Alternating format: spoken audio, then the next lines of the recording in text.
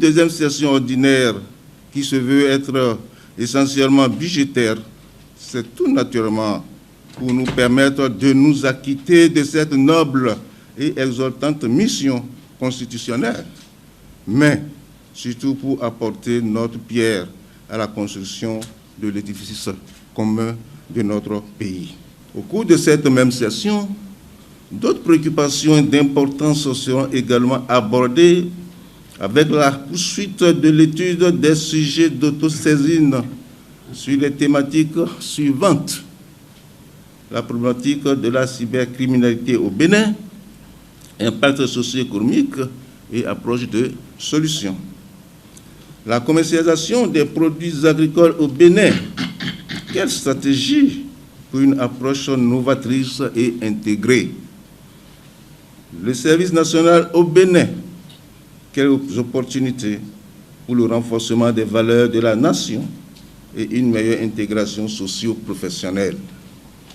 Ainsi, nous aurons à effectuer les visites de terrain et à auditionner les personnes ressources sur toute l'étendue du territoire national.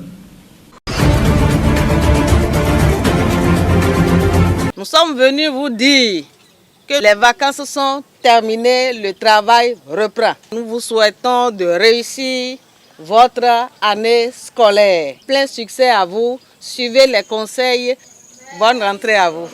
Venez à l'école à l'heure, ne soyez jamais en retard.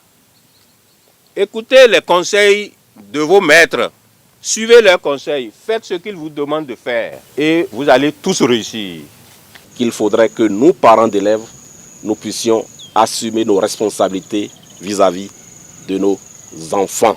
Il faut aussi s'assurer que l'enfant a pris note, a recopié les cours. Il faut s'assurer qu'il a fait les révisions et vous verrez que les résultats vont s'améliorer.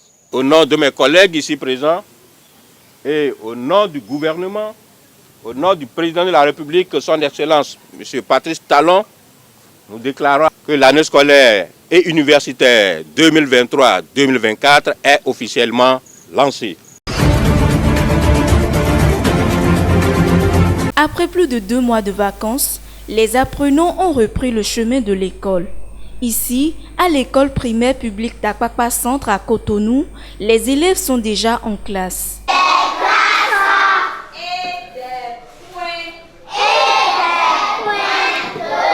Tout est mis en place pour un bon déroulement des activités académiques. Le registre d'inscription et d'admission des écolières, des écoliers a été déjà ouvert.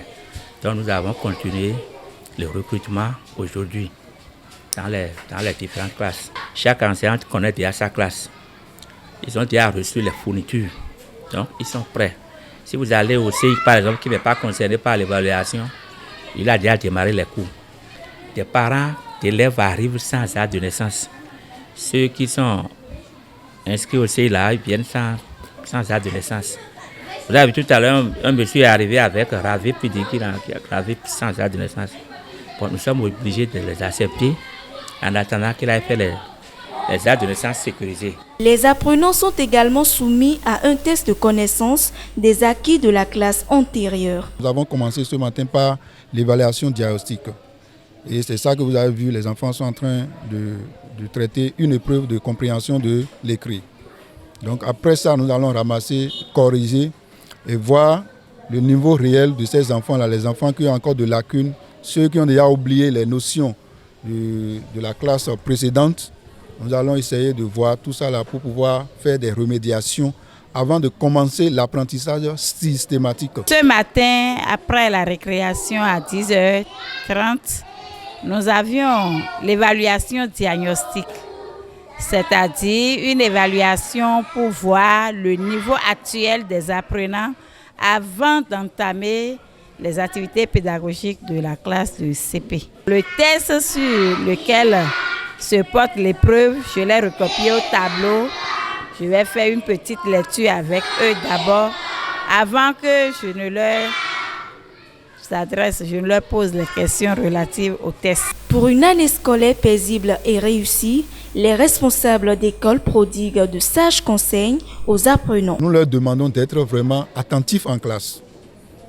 et de faire régulièrement les devoirs donnés par le maître et d'apprendre régulièrement leurs leçons pour que vraiment l'année puisse finir en beauté. Les enfants soient dociles, qu'ils suivent les maîtres, suivent nos conseils dans les classes, qu'ils apprennent, qu'ils suivent leurs enseignants, qui viennent à l'heure à l'école. Et quand on leur donne des devoirs à faire à la maison, qu'ils le passent. C'est parti pour 9 mois d'intenses activités académiques.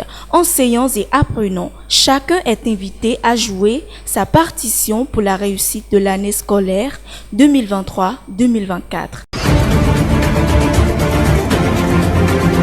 Au collège d'enseignement général de Gbegame à Cotonou, ce lundi 18 septembre, la rentrée scolaire 2023-2024 est effective. Avant 8 heures, pendant que certains apprenants s'informent de leur emploi du temps, d'autres accompagnés de leurs parents s'inscrivent. Tout se passe bien, nous confient les responsables de l'école. Les enseignants ont été mobilisés pendant la période de pré-rentrée. La semaine précédente, la semaine du 11 au 15, est destinée normalement pour les inscriptions. Normalement, ce matin du 18 septembre, on devrait être dans les classes en train de travailler, à l'exception de quelques retardataires des classes de 6e. Donc, les classes sont constituées, les anciens élèves connaissent leur classe et les enseignants mobilisés depuis le 12 septembre sont à pied d'œuvre. Les cours ont effectivement démarré et certains qui sont venus dans les normes s'inscrire, ont rejoint nos anciens élèves dans les classes. Mais la petite difficulté qu'il y a eu, c'est la liste des élèves admis classés et des classes de 6e qui ne nous est pas vite parvenue. Et quand c'est arrivé vendredi, on les a affichés. Donc ça explique l'affluence de ce matin dans le collège et nous sommes à pied d'œuvre. Toute l'administration est mise à contribution pour que les inscriptions se fassent le plus tôt possible afin que ces élèves de 6e aillent rejoindre leur classe. Nous avons continué le nettoyage parce que vous savez que notre école est pleine d'arbres. Donc, il était nécessaire qu'on en élague un peu et que tout soit rangé pour que l'école soit belle, qu'elle soit aérée. Et pour une très bonne année scolaire 2023-2024. Les cours ont démarré. Et ceux qui sont en train de s'inscrire, nombreux que vous voyez sur la cour, ce sont les élèves de 6e. Et leur liste n'est arrivée que le vendredi soir. Et donc ce n'est que ce matin que nous sommes en train de les inscrire. Et nous accélérons le processus. Nous-mêmes, nous sommes sortis pour nous mettre dans le travail. Et c'est sur la cour. C'est devant l'administration. Donc, personne ne peut parler de quoi que ce soit. Tout se fait dans la transparence totale. On a responsabilisé des gens. Il y a une équipe, par exemple, qui reçoit les nouveaux élèves classés ici. Une équipe qui reçoit les transférés. Vous savez, on a départ et arrivée. Il y a une équipe qui reçoit ceux qui arrivent. Il y a une équipe qui gère ceux qui doivent partir. Voyez-vous? Et quand nous les recevons, il y a un dossier. On constitue un dossier composé de leur acte de naissance, du relevé du CPE. Eh bien, tout est mis en ordre et on les oriente vers un autre bureau qui recense tout ça et pose des codes sur les noms des élèves, ce qui sort comme ceci, comme cette liste à voyez, c'est 1, 2, 3 jusqu'à 6. Donc, liste par liste, on les sort et la comptabilité est ouverte qui commence donc à mettre leur nom et à leur délivrer des reçus automatiquement. Reçus, les t-shirts pour le sport, le macaron et tout ce qui constitue, n'est-ce pas, les documents nécessaires pour... De la maternelle au collège, en passant par le primaire, les activités académiques pour le compte de l'année scolaire 2023-2024 ont repris depuis ce lundi 18 septembre sur toute l'étendue du territoire national.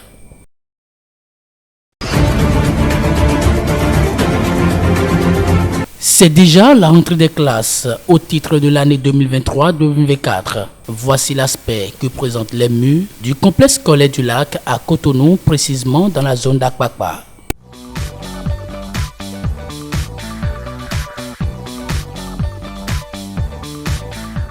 Insécurité et danger pour les écoliers. Parents, enseignants et responsables d'école appellent les autorités en charge de l'éducation et du cadre de vie à leur venir en aide. À notre grande surprise, on était venu voir la clôture écroulée et ça a étonné la population. Mais nous, les responsables, on s'est concerté avec les directeurs, on a fait des demandes sur demande, mais ça n'a donné aucun fin utile.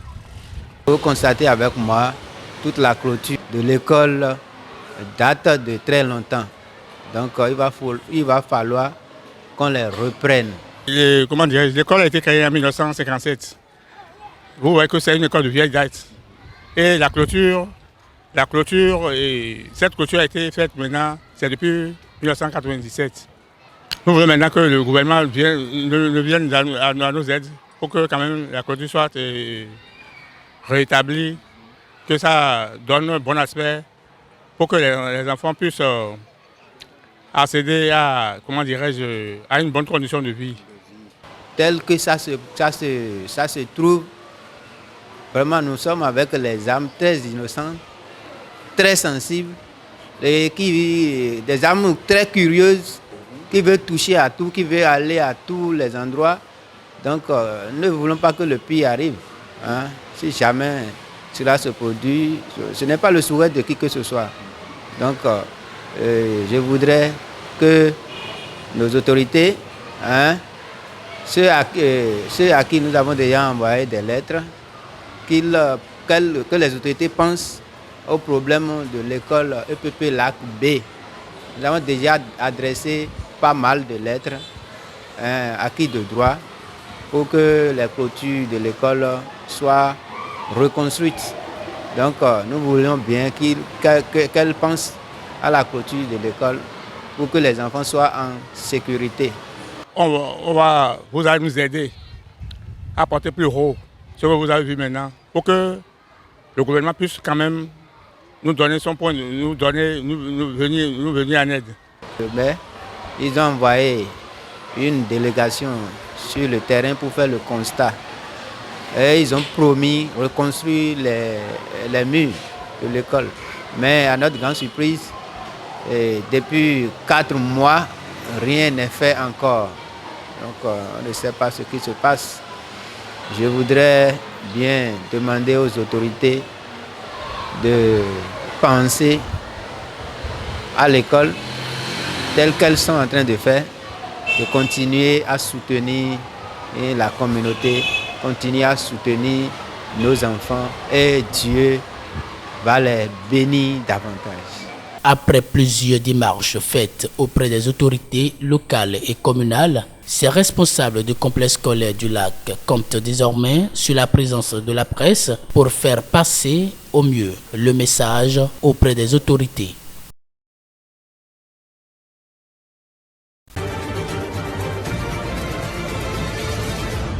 Depuis le coup d'État du 26 juillet au Niger et la fermeture des routes terrestres avec le Bénin, les activités commerciales et de transport rencontrent d'énormes difficultés. Le pont reliant la ville béninoise de Malanville à Gaïa au Niger est bloqué par des camions de marchandises. Les gens passent par pirogue quitter le côté Niger pour le Bénin. Et à 18h, tout est bloqué à cause de l'insécurité. Parce que dans la nuit, les pirogues ne voient plus. Et ils coupent, ils se cognent. La traversée Gaïa-Malanville en pirogue coûte excessivement cher et comporte énormément de risques pour les hommes et les marchandises. On a chargé le conteneur. Le conteneur c'est piné dedans. Oui. Nous, c'est un peu mieux, mais les autres qui ont les riz, tout c'est mouillé. Les garis, tout c'est mouillé, tout c'est gâté.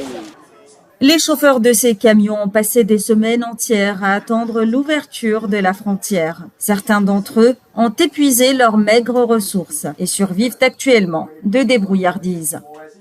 On a constaté que ceux qui ont moyen ont fait demi-tour, aller passer vers d'autres frontières, Karala, pour aller Ketao, pour aller vers le Niger. Voilà, nous sommes ici, on n'a pas de moyens pour retourner comme les autres. Ça fait que nous maintenant, on prie qu'ils n'ont qu'à ouvrir par ici, nous on va passer.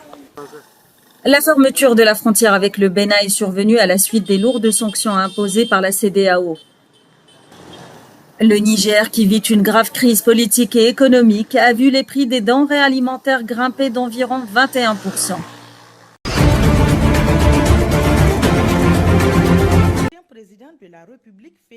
Renversé par un coup d'État le 26 juillet dernier et détenu au palais présidentiel de Niamey depuis lors, Mohamed Bazoum, le président déchu du Niger, a décidé de saisir la justice ouest-africaine. Il souhaite obtenir sa libération et le rétablissement de l'ordre constitutionnel dans le pays.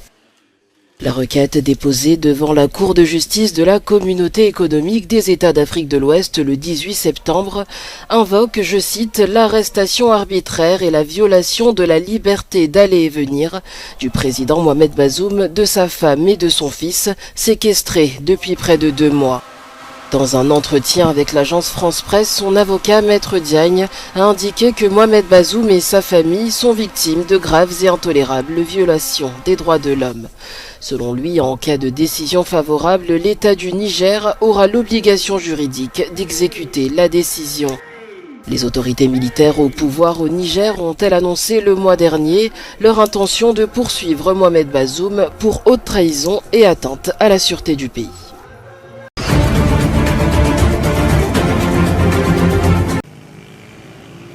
Les habitants de Tombouctou au nord du Mali sont confrontés depuis plusieurs semaines à une situation que certains décrivent comme un blocus djihadiste. Abdoulaziz Yeriya, présenté par l'AFP comme un membre de la société civile, rapporte que la vie est devenue insupportable dans la cité. Aujourd'hui, vraiment, la situation, on peut le dire ainsi, elle est intenable. Les populations de Tombouctou souffrent et c'est un cri de cœur, vraiment. Ces populations meurtries souffrent de cette situation de blocus.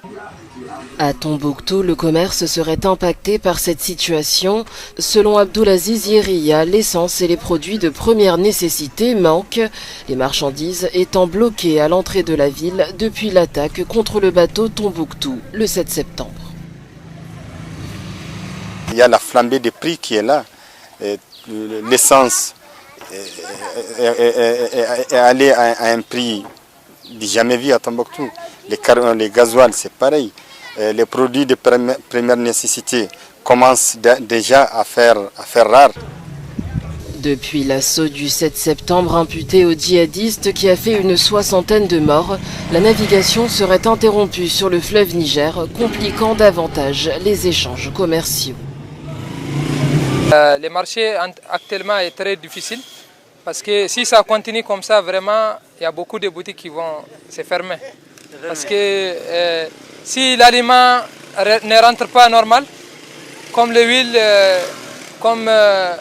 le lait, le sucre, les riz, les mines, si ça ne roule pas bien, vraiment, ça va être un peu difficile sur la population. La semaine dernière, Sky Mali, seule compagnie aérienne à desservir Tombouctou, a annulé ses vols, renforçant l'isolement de la ville.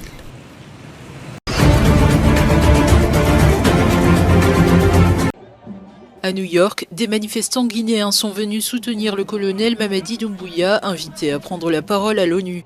Le chef de la junte guinéenne s'est livré à une défense ardente de l'intervention des militaires en politique après une succession de putschs en Afrique. Il a proclamé l'échec du modèle démocratique occidental sur le continent.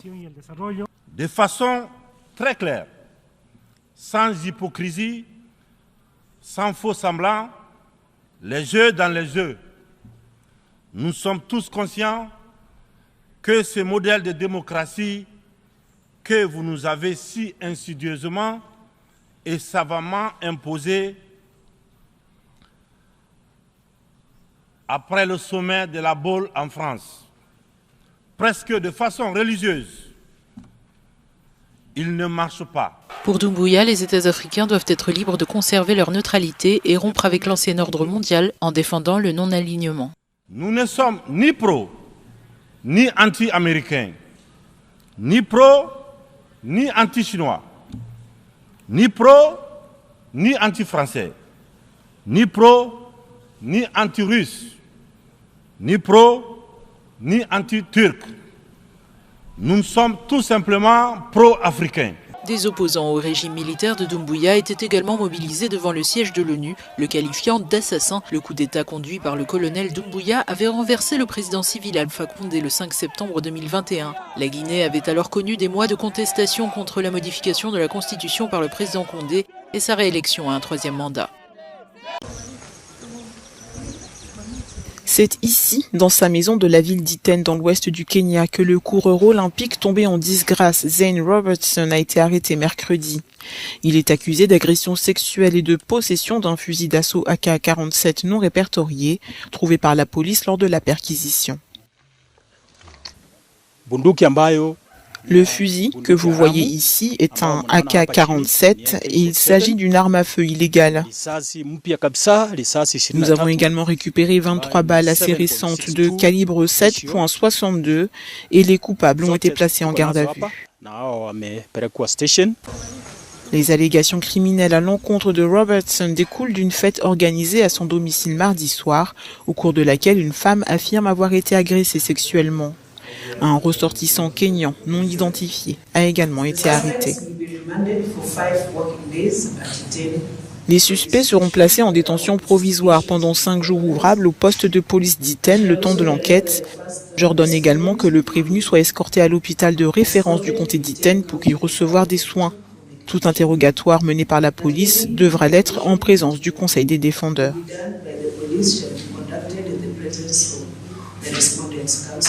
Originaire de Nouvelle-Zélande, Robertson est sous le coup d'une suspension de 8 ans pour avoir été contrôlé positif à l'EPO, une substance dopante destinée à améliorer les performances. 10 jours se sont écoulés depuis les inondations meurtrières qui ont dévasté Derna en Libye, rasant des quartiers entiers de la ville côtière. Mohamed Arik, comme beaucoup d'autres, attend avec angoisse de connaître le sort de ses proches portés disparus. La plupart des destructions ont eu lieu du côté ouest. Des bâtiments entiers ont disparu. Le niveau de l'eau était si haut qu'il pouvait faire disparaître un immeuble de 8 étages. C'était irréel. J'ai perdu des amis et de la famille. Que Dieu nous vienne en aide.